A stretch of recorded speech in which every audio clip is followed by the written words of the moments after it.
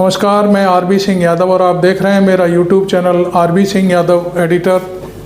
आज देर रात हमें इस वीडियो को बनाने के लिए आना पड़ा है और चूँकि ये महत्वपूर्ण सूचना है आप लोगों के लिए, देश की जनता के लिए।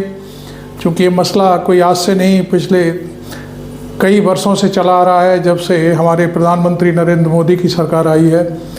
कुल मिलाकर के मैं अब ये जो आपका नई सूचना है वो ये है कि आज नए चुनाव आयुक्त को लेकर के एक मीटिंग हुई थी, जिसमें प्रधानमंत्री नरेंद्र मोदी, गृह मंत्री अमित शाह और एलओपी राहुल गांधी, शाम 5 बजे मीटिंग शुरू हुई। लेकिन विपक्ष की तरफ से ऐसा कोई, या ये कहना चाहिए राहुल गांधी की तरफ से कोई ऐसा संकेत नहीं आया कि मीटिंग में क्या हुआ। चूँकि ये गोपनीय मीटिंग होती हैं, गोपनीय मीटिंग में शपथ ग्रहण लेकर करके आते हैं लोग कि भाई हम इस जो गोपनीय बातें हैं उनको हम बाहर नहीं करेंगे, तो नेचुरल सी बात है। लेकिन देर शाम अभी जो भी समय है, इस समय शायद 11 बजने वाले हैं और 11 बजे के आसपास हमको ये सूचना मिली कि नए चुनाव आयुक्त ज्ञानेश कुमार बना दिए गए हैं, नियुक्त कर दिए गए हैं। और आपको मालूम है कि ज्ञानेश कुमार चुनाव आयुक्त थे इस समय चुनाव आयोग में, और उन्हीं को आगे बढ़ा दिया गया है। चूँकि कल राजीव कुमार हैं, वो कल रिटायर हो रहे हैं 18 तारीख को, और बाकी आगे अब सवाल उठता है कि देखिए नियुक्तियां होती रहती हैं, उससे हमें क्या लेना देना, चूँकि ये नॉर्मल सी हैं, चीज़ें चेंज होती रहती हैं, चलती रहती हैं। लेकिन सवाल ये उठ रहा है कि जो नए चुनाव आयुक्त की नियुक्ति का मसला था, इस पर एक याचिका सुप्रीम कोर्ट में डाली गई है और उस पर सुनवाई 19 तारीख को होनी थी।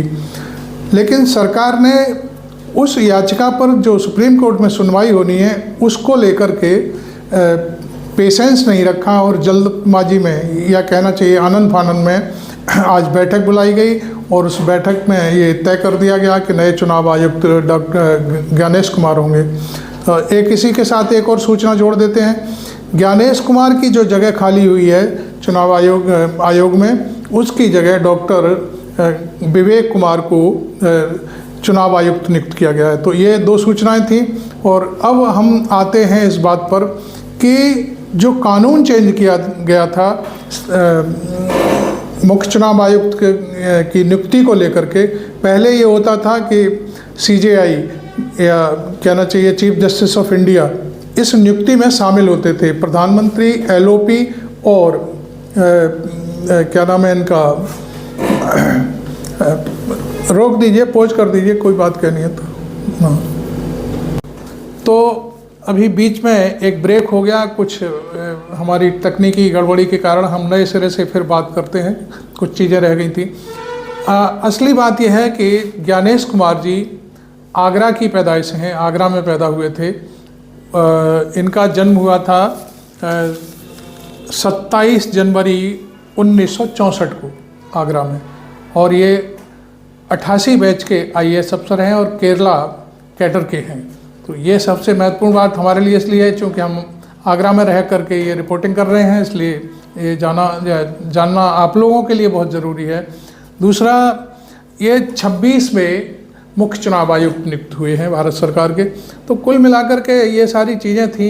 हाँ, अब हम बात करते हैं कि जो मसला था वो ये था कि भारत सरकार ने नियम बदल दिया था, और उस नियम के तहत पहले ये था कि चुनाव आयुक्त की नियुक्ति में प्रधानमंत्री, विपक्ष के नेता संसद में, और CJI मतलब चीफ जस्टिस ऑफ इंडिया, इस कानून को बदल करके पिछली बारी नरेंद्र मोदी ने ये कर दिया कि नरेंद्र मोदी की जो नई कानून संसद में बनाएगी वो ये थी कि प्रधानमंत्री की कैबिनेट का एक मंत्री और विपक्ष का नेता। तो कुल मिलाकर के ये जो नया कानून बनाया गया था ये कोई ज़्यादा महत्वपूर्ण तो था नहीं, उसमें विपक्ष के नेता शामिल हों नहीं हों उससे कोई फ़र्क नहीं पड़ता, और इसीलिए राहुल गांधी का वहाँ उस बैठक में रहना नहीं रहना कोई महत्व नहीं रखता था। लेकिन फिर भी आज राहुल गांधी ने उस बैठक में हिस्सा लेने के लिए बाकायदे पूरे लाभ लश्कर के साथ गए और वहाँ हिस्सा लिया। जो भी उन्होंने अपनी बात कही होगी वो तो अभी बाहर नहीं आ पाई है, हो सकता है कल सारा एनालिसिस हम करेंगे दोबारा से। हम इस मुद्दे पर पहले भी एक वीडियो 2-3 दिन पहले बना चुके हैं, आपने शायद देखा होगा। और आज हम आपको ये सिर्फ बताने के लिए यहाँ हाजिर हुए हैं कि चुनाव आयुक्त में जो नियुक्ति है चुनाव आयोग में मुख्य चुनाव आयुक्त की, उसकी हड़बड़ी क्यों की गई इतनी तक।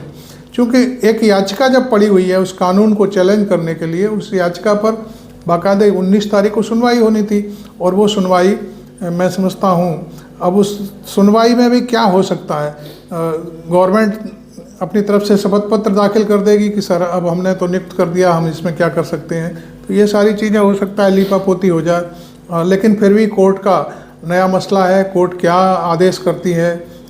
चूँकि अभी जिंदा है अदालतें और न्याय भी जिंदा है, और हमें भी भरोसा है, शायद देश की आवाम को भी भरोसा होना चाहिए कि न्याय जिंदा है। और इसलिए एक ये बड़ी महत्वपूर्ण बात थी।